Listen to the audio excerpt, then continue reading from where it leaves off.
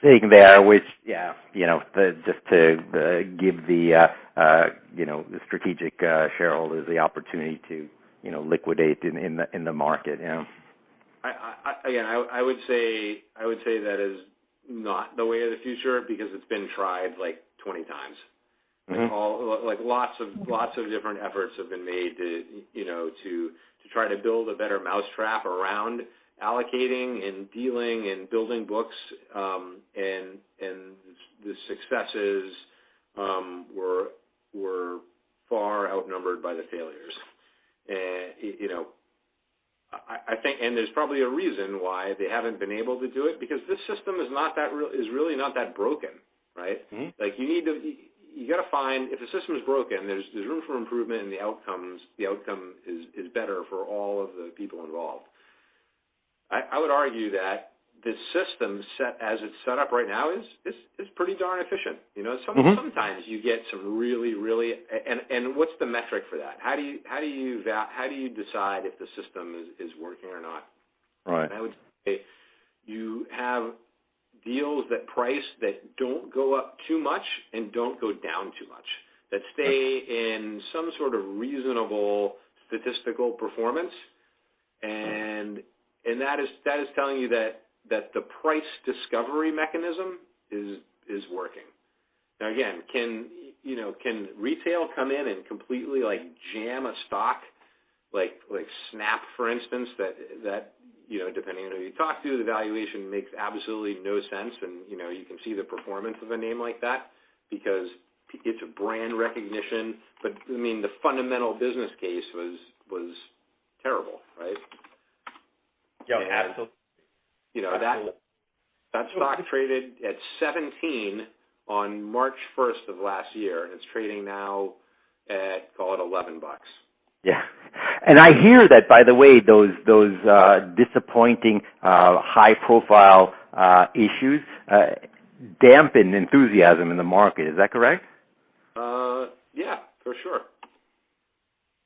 So, taking a step back here, and we were talking about technology here.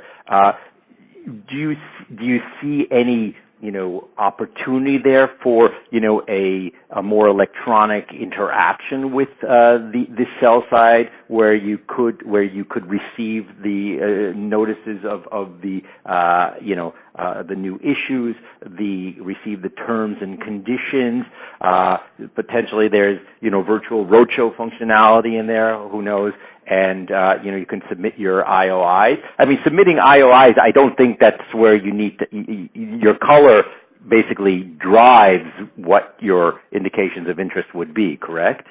So, on hold 1 second. Yeah. Sorry. Hey, Klaus. Let me see. Can you shut that door, honey? I'm on a conference call. Thank you. Sorry about that, guys. Yeah, so I was wondering, and then also receiving the allocate, is there any way to just make that workflow more straight through, more efficient, reducing the fat finger issues and all those other, impediments?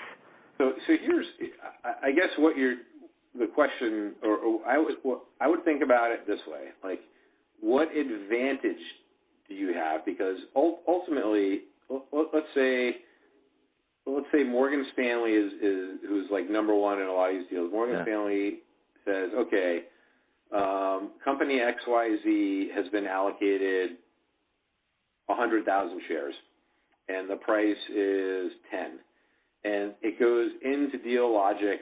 Dealogic sends it to you, and there's some sort of actionable process where you can execute your order, and it's linked. Your OMT is linked to Dealogic. And then ultimately, Morgan Stanley is tasked with booking and delivering the shares.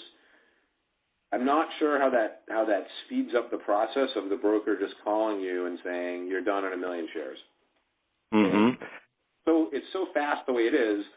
It's literally a phone call. You're like, okay, I bought 1 million at $10. Trade date 1/1, settlement date 1/3, no commission, executed. And let's say there's a problem with it, right? Where, Dealogic now, let's say it's all